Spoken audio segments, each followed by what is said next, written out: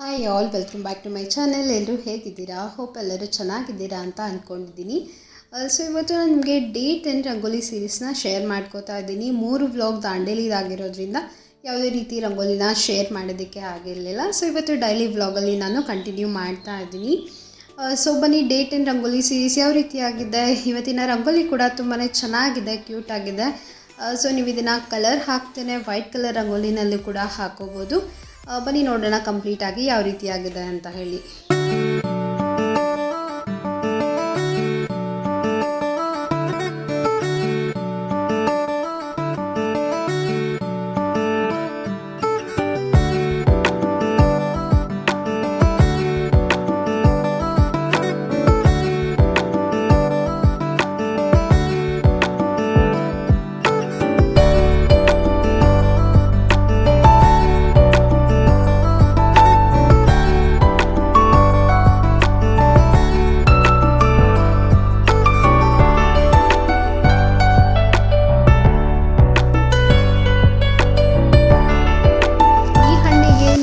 ಏನು ಹೇಳ್ತೀರಾ ಅಂತ ಹೇಳಿ ಕಾಮೆಂಟ್ ಸೆಕ್ಷನ್ನಲ್ಲಿ ತಿಳಿಸಿ. ನಾವು ಇದಕ್ಕೆ ಬೆಲ್ಲದ ಹಣ್ಣು ಅಂತ ಕರಿತೀವಿ, ಬೊಳಲೆ ಹಣ್ಣು ಅಂತ ಕೂಡ ಕರಿತೀವಿ.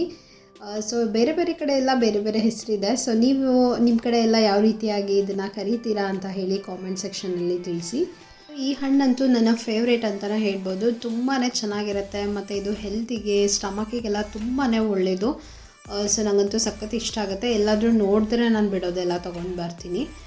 ಸೊ ಹಾಗಾಗಿ ತೊಗೊಂಡು ಬಂದಿದ್ದೆ. ಸೊ ಅದಕ್ಕೆ ಇವಾಗ ಬೆಲ್ಲ ಹಾಕಿ ಇದನ್ನು ಗ್ರೈಂಡ್ ಮಾಡ್ಕೊತಾ ಇದ್ದೀನಿ. ಸೊ ಇದನ್ನು ಯಾವ ರೀತಿ ಮಾಡೋದು ಅಂತ ಹೇಳಿ ಸಿಂಪಲ್ಲಾಗಿ ತೋರಿಸ್ಬಿಡ್ತೀನಿ. ತುಂಬಾ ಈಸಿ ಆಗಿದೆ. ಬೆಲ್ಲದ ಹಣ್ಣು ಒಳಗಡೆ ಇರುವಂತಹ ಪಲ್ಪ್ ಎಲ್ಲನೂ ತೆಗೆದುಕೊಂಡು ಅದಕ್ಕೆ ಸ್ವಲ್ಪ ಬೆಲ್ಲ, ನಿಮಗೆ ಸಕ್ಕರೆ ಬೇಕಂದರೆ ಸಕ್ಕರೆ ಹಾಕೋಬೋದು, ಹೆಲ್ದಿ ಆಗಬೇಕಂದ್ರೆ ಬೆಲ್ಲ ಹಾಕ್ಕೊಂಡು ಸ್ವಲ್ಪ ಏಲಕ್ಕಿ ಪುಡಿನ ಹಾಕ್ಕೊಂಡು 1-2 ರೌಂಡ್ ಇದನ್ನು ಗ್ರೈಂಡ್ ಮಾಡ್ಕೊಂಬಿಟ್ರೆ ಟೇಸ್ಟಿಯಾಗಿರುವಂತಹ ಬೆಲ್ಲದ ಹಣ್ಣು ರೆಡಿ ಆಗುತ್ತೆ. ಸಖತ್ ಟೇಸ್ಟಿಯಾಗಿರುತ್ತೆ. ಖಂಡಿತ ಟ್ರೈ ಮಾಡಿ. ಹೆಲ್ತಿಗಂತೂ ಇದು ತುಂಬ ಅಂದರೆ ತುಂಬಾ ಒಳ್ಳೆಯದು. ಸಿಂಪಲ್ಲಾಗಿ ಮಾಡ್ಕೋಬೋದು.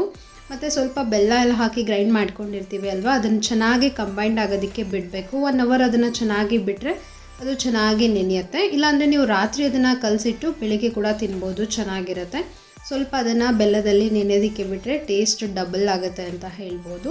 ಸೊ ನಾನು ಅದೇ ಒಂದು ಬೆಲ್ಲದ ಹಣ್ಣಿಂದು ಏನಿರುತ್ತೆ ಸಿಪ್ಪೆ ಇರುತ್ತೆ ಅಲ್ವಾ, ಸೊ ಅದರೊಳಗಡೆ ಆ ಹಣ್ಣನ್ನೆಲ್ಲನೂ ಸ್ಟಫ್ ಮಾಡಿ ನಿಮಗೆ ತೋರಿಸ್ತಾ ಇದ್ದೀನಿ. ನೋಡೋದಕ್ಕೆ ಚೆನ್ನಾಗಿ ಕಾಣಿಸುತ್ತೆ ಅಂತ ಹೇಳಿ. ಸೊ ಖಂಡಿತ ಹೊರಗಡೆ ಎಲ್ಲಾದರೂ ಸಿಕ್ಕರೆ ಖಂಡಿತ ಟ್ರೈ ಮಾಡಿ. ಮಮ್ಮಿ ಕೂಡ ಮನೆಗೆ ಬಂದಿದ್ದರು. ಸೊ ಇಲ್ಲೇ ನಿಯರ್ ಬೈ ಫಂಕ್ಷನ್ ಇತ್ತು ಅಂತ ಹೇಳಿ ಬಂದಿದ್ದರು. ಸೊ ಹಂಗೆ ಮನೆಗೆ ಬಂದಿದ್ದರು. ಸೊ ನನ್ನ ಪಾಟ್ಸ್ ಎಲ್ಲನೂ ಕೂಡ ಅದರಲ್ಲಿ ಯಾವುದೂ ಗಿಡ ಎಲ್ಲ ಹಾಕಿರಲಿಲ್ಲ. ನಾನು 1-2 ಪಾಟಲ್ಲಿ ಅಷ್ಟೇ ಇತ್ತು. ಸೊ ಅದು ಚೆನ್ನಾಗಿ ಬಂದಿರಲಿಲ್ಲ. ಸೊ ಹಂಗಾಗಿ ಕೋಕೋಪೀಟ್ ಮತ್ತು ಸ್ವಲ್ಪ ಮಣ್ಣು ಎಲ್ಲನೂ ಮಿಕ್ಸ್ ಮಾಡಿ ಹಾಕ್ಕೊಡ್ತೀನಿ, ಹೊಸ ಗಿಡಗಳನ್ನ ಹಾಕೋಣ ಅಂತ ಹೇಳಿ ರೀಪಾಟಿಂಗ್ ಮಾಡ್ತಾ ಇದ್ದಾರೆ, ನೋಡ್ಬೋದು ನೀವಿಲ್ಲಿ. ಸೊ ಮಮ್ಮಿಗಂತೂ ಪಾಟ್ ಹಾಕೋದು, ಗಿಡ ಬೆಳೆಸೋದು ಅಂದರೆ ಸಖತ್ ಇಷ್ಟ. ನಮ್ಮ ಮನೆಯಲ್ಲಿ ಯಾವ ರೀತಿಯಾಗಿ ಬೆಳೆಸ್ತಾರೆ ಅಂತ ಹೇಳಿ ನಾನು ಹಳೆ ವ್ಲಾಗಲ್ಲಿ ತೋರಿಸಿದ್ದೀನಿ. ಸೊ ನನ್ನ ಹಳೆ ಸಬ್ಸ್ಕ್ರೈಬರ್ ಆಗಿದ್ದರೆ ನೋಡಿರ್ತೀರ ನೀವು. ಸಖತ್ ಇಷ್ಟ ಅವರಿಗೆ. ಸಿಕ್ಕಾಪಟ್ಟೆ ಪಾಟೆಲ್ಲ ಹಾಕಿದ್ದಾರೆ. ಯಾವ್ದು ಖಾಲಿ ಇರುತ್ತೋ ಅದರಲ್ಲೆಲ್ಲ ಗಿಡ ಹಾಕ್ತಿರ್ತಾರೆ. ಅಷ್ಟು ಗಿಡ ಬೆಳೆಸಬೇಕು ಅಂತ ಹೇಳಿ ಹುಚ್ಚು ಅವರಿಗೆ. ಸೊ ಹಂಗಾಗಿ ಮನೆಗೆ ಬಂದಾಗ ನಂದು ಜಾಸ್ತಿ ಪಾಟ್ ಇತ್ತು. ನನ್ನ ಪಾಟ್ನ ಒಂದು 4-5 ಪಾಟ್ನ ತಂದಿಟ್ಕೊಂಡಿದ್ದೆ. ಸೊ ಅದರೊಳಗೆಲ್ಲ ಕೋಕೋಪೀಟ್ ಮತ್ತು ಸ್ವಲ್ಪ ಮಣ್ಣನ್ನು ಮಿಕ್ಸ್ ಮಾಡಿ ಬೇರೆ ಗಿಡಗಳನ್ನ ಹಾಕೋಣ ಅಂತ ಹೇಳಿ ಎಲ್ಲನೂ ನೀಟಾಗಿ ಹಾಕ್ತಾ ಇದ್ದಾರೆ. ಸೊ ಇನ್ನು ಗಿಡಗಳನ್ನ ತಂದಿಲ್ಲ, ತಂದು ಹಾಕಬೇಕು ಅಂತ ಹೇಳಿ ಅಂದ್ಕೊಂಡಿದ್ದೀನಿ. ಮಮ್ಮಿ ಮನೆಯಲ್ಲಿ ತುಂಬ ಥರ ವೆರೈಟಿ ಆಫ್ ಫ್ಲವರ್ಸ್ ಗಿಡ ಇದೆ. ಸೊ ತೊಗೊಂಡು ಬಂದು ಹಾಕಬೇಕು. ಸೊ ಫಸ್ಟ್ ಇವಾಗ ಮಣ್ಣೆಲ್ಲನೂ ನೀಟಾಗಿ ಮಿಕ್ಸ್ ಮಾಡಿಕೊಟ್ಟು ಹೋಗ್ತೀನಿ. ನೆಕ್ಸ್ಟ್ ಟೈಮ್ ಬಂದಾಗ ಹಾಕ್ಕೊಡ್ತೀನಿ ಅಂತ ಹೇಳಿ ಹಾಕ್ತಾ ಇದ್ದಾರೆ. ನಾನು ತುಂಬ ದಿನದಿಂದ ಈ ಕೆಲಸ ಮಾಡಬೇಕು ಅಂತಂದರೆ ಆಗ್ತಾನೆ ಇರಲಿಲ್ಲ. ನನಗೆ ಬೇಜಾರಾಗೋದಿದ್ದೀನಿ, ಎಲ್ಲಿ ತೆಗಿಯೋದು ಮತ್ತು ರೀಪಾಟಿಂಗ್ ಮಾಡೋದು ಅಂತ ಹೇಳಿ. ಸೊ ಹಂಗೆ ಬಿಟ್ಬಿಟ್ಟಿದೆ. ಸೊ ಮಮ್ಮಿ ಬಂದಾಗ ನಾನು ಮಾಡಿಕೊಡ್ತೀನಿ, ನೀನು ಮಾಡಲ್ಲ ಅಂತ ಹೇಳಿ ಫುಲ್ ಎಲ್ಲ ರೀಪಾಟಿಂಗ್ ಮಾಡಿ ನೋಡಿ ಕ್ಲೀನಾಗೆಲ್ಲ ವಾಶ್ ಮಾಡಿ ಇವಾಗ ಮತ್ತೆ ಅಲ್ಲೇ ಎಲ್ಲನೂ ಸೆಟ್ರೇಟ್ ಮಾಡಿ ಇಟ್ಕೊತಾ ಇದ್ದೀನಿ.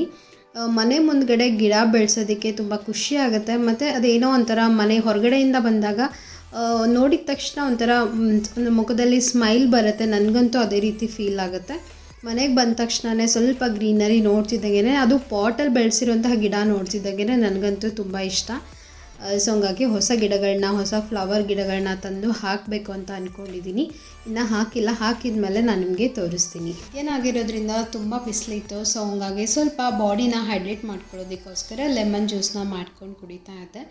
ವಿಟಮಿನ್ ಸಿ ಬಾಡಿಗೆ ತುಂಬಾ ಇಂಪಾರ್ಟೆಂಟ್ ಆಗುತ್ತೆ ಮತ್ತು ಬಾಡಿ ಹೈಡ್ರೇಟ್ ಆಗಿರೋದು ಕೂಡ ತುಂಬಾ ಇಂಪಾರ್ಟೆಂಟು. ಸೊ ಈ ರೀತಿ ಲೆಮನ್ ಜ್ಯೂಸನ್ನ ಮಾಡ್ಕೊಳ್ಳೋದ್ರಿಂದ ಹೆಲ್ತಿಗೂ ಕೂಡ ತುಂಬಾ ಒಳ್ಳೆಯದು. ನಂದು ಸ್ವಲ್ಪ ಹೀಟ್ ಬಾಡಿ ಆಗಿರೋದ್ರಿಂದ ನಾನು ಆದಷ್ಟು ಲೆಮನ್ ಜ್ಯೂಸನ್ನ ಜಾಸ್ತಿ ಇಂಟೇಕ್ ಮಾಡ್ತಾ ಇರ್ತೀನಿ.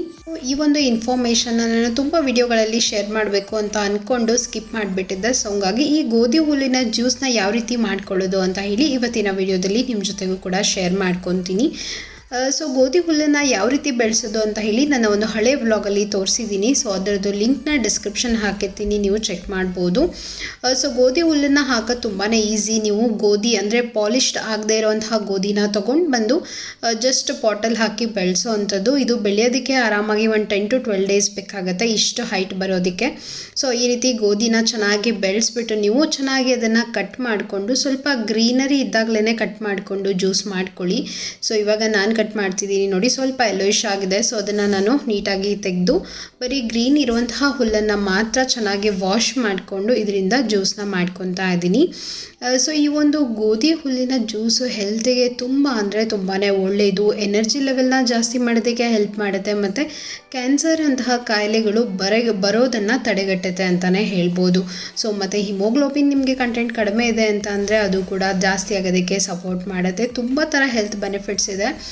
ಸೊ ನೀವು ಯೂಟ್ಯೂಬಲ್ಲೆಲ್ಲ ಸರ್ಚ್ ಮಾಡಿ ನೋಡ್ಬೋದು, ಡಾಕ್ಟರ್ಸ್ ವಿಡಿಯೋಗಳಿದೆ. ಸೊ ಗೋಧಿ ಹುಲ್ಲು ಹೆಲ್ತಿಗೆ ತುಂಬಾ ಒಳ್ಳೆಯದು ಮತ್ತು ಇದನ್ನು ಬೆಳಿಗ್ಗೆ ಎದ್ದ ತಕ್ಷಣ ಖಾಲಿ ಹೊಟ್ಟೆಯಲ್ಲಿ ತೊಗೊಳ್ಳೋದ್ರಿಂದ ನಿಮ್ಮ ಸ್ಕಿನ್ ಕೂಡ ಚೆನ್ನಾಗಾಗೋದಕ್ಕೆ ತುಂಬಾ ಸಪೋರ್ಟ್ ಮಾಡುತ್ತೆ. ಸೊ ಇದನ್ನು ಡೈಲಿ ಅಂತೂ ಯಾರಿಗೂ ತೊಗೊಳ್ಳೋದಕ್ಕಾಗಲ್ಲ. ಸೊ 6 months ಒನ್ಸ್ ಈ ಥರ ಎಲ್ಲ ನೀವು ತೊಗೋಬೋದು. ಸೊ ನಾನು ಗೋಧಿ ಹುಲ್ಲು ಬೆಳೆಸಿದ್ದೆ, ಅದಕ್ಕೋಸ್ಕರ ಜ್ಯೂಸ್ ಮಾಡ್ಕೊಂಡು ಕುಡಿಯೋಣ ಅಂತ ಹೇಳಿ ನಾನಿವತ್ತು ಗೋಧಿ ಹುಲ್ಲಿನ ಜ್ಯೂಸನ್ನ ಮಾಡ್ಕೊತಾ ಇದ್ದೀನಿ. ಒಂದು ಸತಿ ಇದನ್ನು ಚೆನ್ನಾಗಿ ನೀರಲ್ಲಿ ವಾಶ್ ಮಾಡ್ಕೊತಾ ಇದ್ದೀನಿ. ನಾನು ಚೆನ್ನಾಗಿ ವಾಶ್ ಮಾಡಿದ್ಮೇಲೆ ಇದನ್ನು ಒಂದು ಮಿಕ್ಸಿ ಜಾರಿಗೆ ಸೇರಿಸ್ಕೊಳ್ಳೋಣ. ಟೇಸ್ಟ್ ಏನು ಡಿಫ್ರೆನ್ಸ್ ಆಗೋದಿಲ್ಲ ನಿಮಗೆ. ಸೇಮ್ ಶುಗರ್ ಕೇನ್ ಜ್ಯೂಸ್ ಕುಡಿತೀರಾ ಅಲ್ವಾ, ಡಿಟ್ಟೋ ಅದೇ ಟೇಸ್ಟೇ ಬರುತ್ತೆ. ಖಂಡಿತ ಟ್ರೈ ಮಾಡಿ. ಯಾವುದೇ ರೀತಿ ಕಹಿ ಇರೋದಿಲ್ಲ, ಸಪ್ಪಗಿರೋದಿಲ್ಲ, ಲೈಟಾಗಿ ಸ್ವೀಟಿಶ್ ಇರುತ್ತೆ. ನೀವು ಬೇಕಿದ್ರೆ ಸ್ವಲ್ಪ ಹನಿ ಕೂಡ ಆ್ಯಡ್ ಮಾಡಿಕೊಂಡು ಕುಡಿಬೋದು.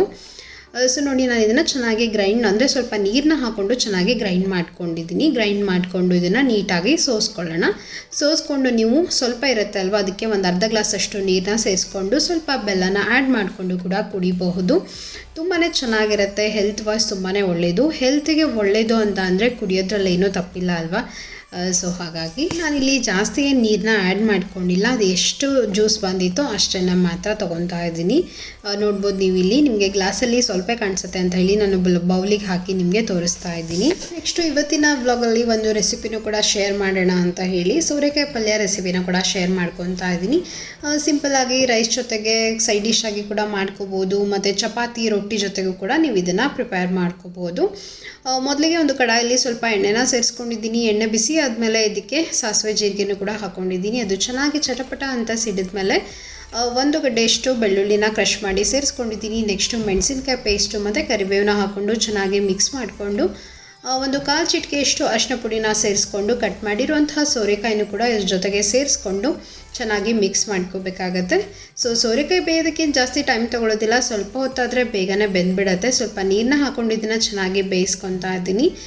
ಒಂದು ಸತಿ ಸೋರೆಕಾಯಿ ಎಲ್ಲ ಚೆನ್ನಾಗಿ ಬೆಂದಿದೆ ಅಂದ ತಕ್ಷಣ ನಾನು ಇದಕ್ಕೆ 2 ಟೇಬಲ್ ಸ್ಪೂನಷ್ಟು ಹುರಿದು ಪುಡಿ ಮಾಡಿರುವಂತಹ ಶೇಂಗಾ ಪುಡಿನ ಹಾಕ್ಕೊಂಡು ಚೆನ್ನಾಗಿ ಕುದಿಸ್ಕೊಂಡು ಲಾಸ್ಟಿಗೆ ಫ್ರೆಶ್ ಆಗಿ ಕಟ್ ಮಾಡಿರುವಂತಹ ಕೊತ್ತಂಬರಿ ಸೊಪ್ಪನ್ನ ಹಾಕ್ಕೊಂಡ್ರೆ ಟೇಸ್ಟಿಯಾಗಿರುವಂತಹ ಪಲ್ಯ ರೆಡಿ. ಈ ಒಂದು ವಿಡಿಯೋನ ನಾನು ದಾಂಡೇಲಿಗೆ ಹೋಗೋದಕ್ಕಿಂತ ಮುಂಚೆನೇ ಶೂಟ್ ಮಾಡ್ಕೊಂಡಿದ್ದೆ, ಬಟ್ ಸ್ವಲ್ಪ ಬ್ಯುಸಿ ಇರೋದ್ರಿಂದ ಯಾವುದೇ ರೀತಿ ಅಪ್ಲೋಡ್ ಮಾಡೋದಕ್ಕಾಗಿರಲಿಲ್ಲ.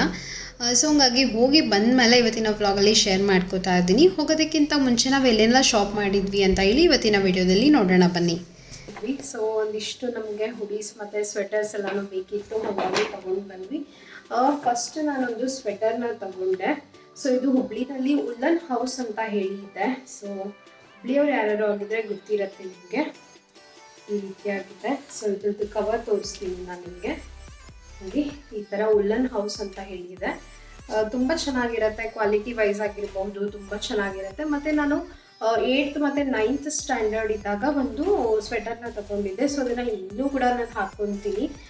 ನಾನು ಹಳೆ ವಿಡಿಯೋಗಳೆಲ್ಲ ನೋಡಿರ್ತೀರಲ್ವ, ಬ್ಲ್ಯಾಕ್ ಕಲರ್ ಜಾಕೆಟ್ ಥರದ್ದು. ಸೊ ಅದನ್ನು ಇನ್ನೂ ಹಾಕ್ಕೊತೀನಿ ನಾನು, ಅಷ್ಟು ಚೆನ್ನಾಗಿದೆ ಕ್ವಾಲಿಟಿ. ಸೊ ಇವಾಗ ಸ್ವಲ್ಪ ಕಲರ್ ಡಲ್ ಆಗಿದೆ ಅಷ್ಟೇ.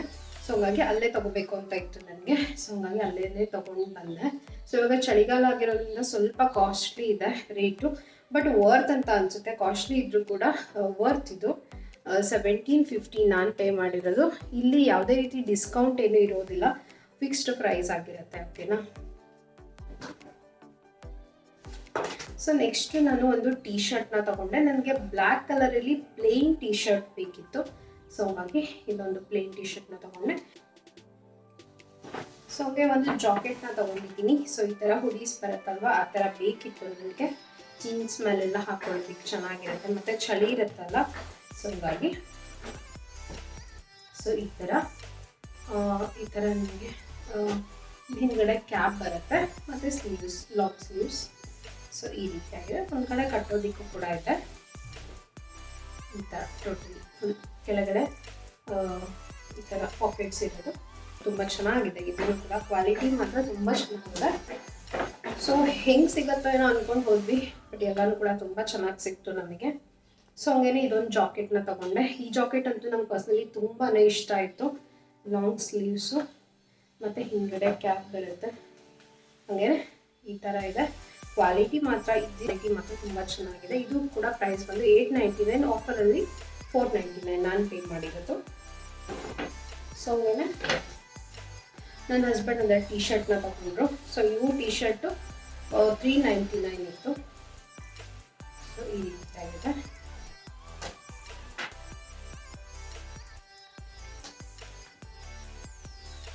ಸೊ ಇದೊಂದು ಪ್ಲೇನ್ ಟೀ ಶರ್ಟು. ಇನ್ನೊಂದು ಆನ್ಲೈನಲ್ಲಿ ತರಿಸಿದ್ದಾರೆ, ಅದು ಒಳಗಡೆ ಇದೆ. ಸೊ ಇದಿಷ್ಟು ನಾವು ಯೂಸ್ಟಾದಲ್ಲಿ ತಗೊಂಡು ಬಂದ್ವಿ. ಸೊ ನಿನ್ನೆ ಹೋಗಿದ್ವಿ ಅಲ್ವಾ, ಸೊ ಹಂಗಾಗಿ ಸ್ವಲ್ಪ ಇದೆ ಈ ಥರ ಜಾಕೆಟ್ಸ್ ಅದು ಬೇಕಾಗಿತ್ತು. ಸೊ ಹಂಗಾಗಿ ತಗೊಂಡು ಬಂದ್ವಿ.